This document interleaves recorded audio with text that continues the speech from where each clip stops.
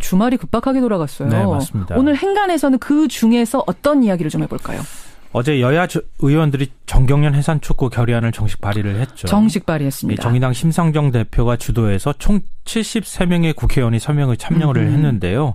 이 새누리당 김용태 의원도 발의자 명단에 이름을 올렸습니다. 전경련 해산을 촉구하는 결의안인데 새누리당 의원 이름도 올라간 거예요. 네. 김용태 의원 딱 한 사람이에요. 새누리당. 네, 새누리당에서는 그렇습니다.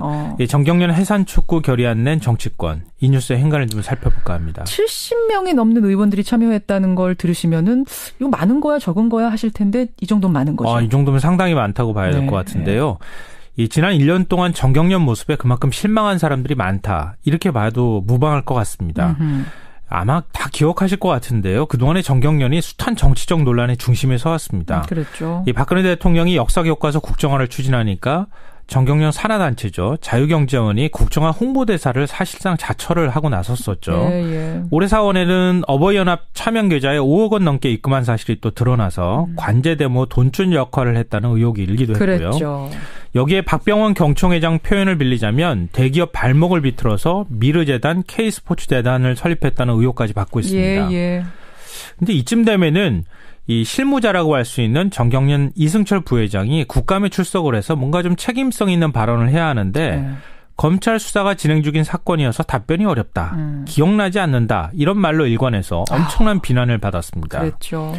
그러니까 정경련이 경제에 신경 쓰지 않고 정치에 더 신경을 써온 것 아니냐. 이런 이제 비판의 목소리가 나올 수밖에 없는데요. 정치와 경제를 잇는 다리 역할을 해온 거 아니냐. 이제 이런 비판이 쏟아지는 거 아닙니까? 다리라기보다는 정치권에 더 가까이 갔던 거 아닌가 싶기도 한데. 다리 정도가 아니에요? 예, 여야 국회의원들이 그러니까 이번에 이제 해산촉구 결의안까지 내는 그런 지경에 이르게 된 거죠. 자, 여야 의원 73명이 전경련 해산 촉구 결의안을 발의한 이 뉴스 행간 이면에 뭐가 숨어 있습니까? 첫 번째 행간은 숨어있는 10인치가 있다입니다.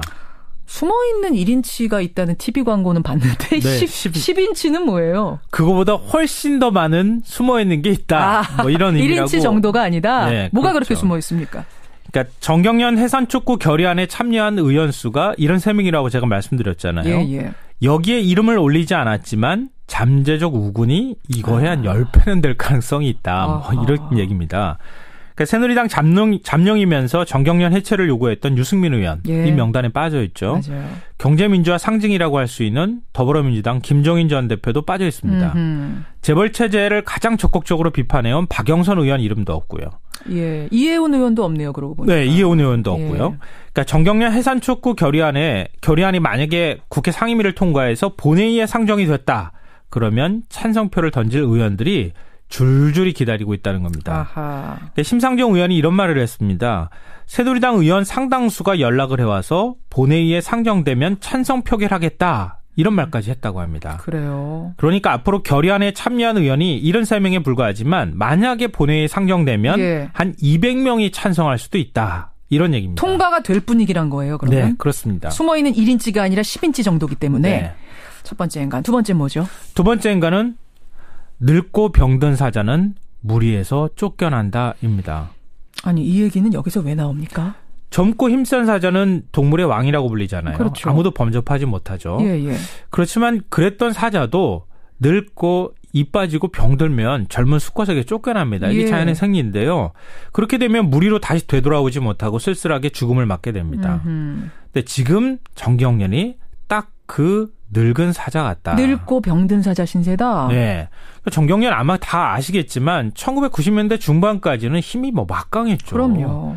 대통령에게 맞선 적도 있었어요. 사실 지금은 상상할 수 없지만. 그러니까요. 그러니까 대기업들은 그런 정경련 그늘에 숨어서 자기 목소리를 또 냈던 거고요. 근데 지금 정경련의 모습은 어떻습니까? 정경련 1년 회비의 절반이라고 하면 한 200억 정도 부담을 하는 건데요. 이게 삼성, 현대차, SK, LG 한 4대 그룹인데 이런 그룹들조차 정경련에 노골적으로 불만의 목소리를 드러낸다고 합니다. 그래요. 그러니까 정경련 회원사했던 공기업이나 은행, 기관 9곳이 줄줄이 지금 탈퇴를 했고요. 추가 탈퇴 움직임까지 일어나고 있습니다. 그러니까 우리 목소리, 우리 주장 제대로 대변도 못하는데 우리가 회비는 왜 꼬박꼬박 내야 돼? 이런 생각을 하고 있다는 거예요. 정치적 중립성을 지키지 못하고 있기 때문에 정치적 중립성을 못 지키면 우리도 같이 오해를 받고 있다. 뭐 이런 이제 얘기가 되겠죠. 그러다 보니까 정경련을 대신해서 경제계를 사실상 대표하는 기구인 대한상공회의소나 기업주, 사용자를 대변하는 경총에 앞으로는 더 힘을 실어줘야 한다. 정경련이 대표기구가 돼서는 안 된다. 이런 주장까지 나오고 있는 실정입니다. 한마디로 늙은 사자가 된 전경련. 네.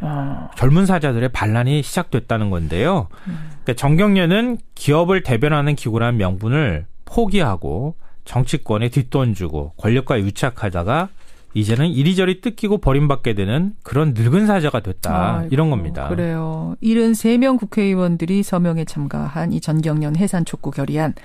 세 번째 행가는 뭐죠? 마지막 세 번째 행가는 내년에 대선이 있다는 사실을 아직도 모르고 있다입니다. 이건 무슨 상관입니까? 내년 대선하고? 정경련은 지금 당장의 위기를 모면할 수도 있을 거예요. 이 검찰의 미르 K스포츠재단 수사도 맹탕 수사, 가이드라인 수사로 또 끝날 가능성도 있고요. 뭐 국감도 이렇게 흐지부지 되는 분위기고. 네. 예. 뭐 이렇게 되면 정경련 해체 주장도 흐지부지 되는 거 아니냐 이렇게 생각하실 텐데 예. 그게 아니라는 겁니다. 내년에 대선이 기다리고 있습니다. 대선 주자들이 정경련을 가만두겠습니까?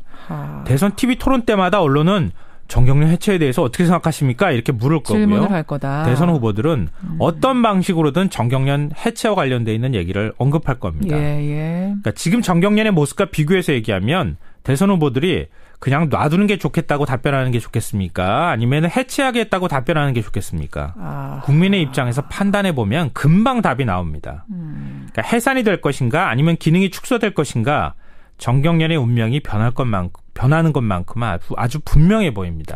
그래요. 전경련 해산 촉구 결의안 73명 동의의 의미, 행간 짚어봤습니다. 수고하셨습니다. 네.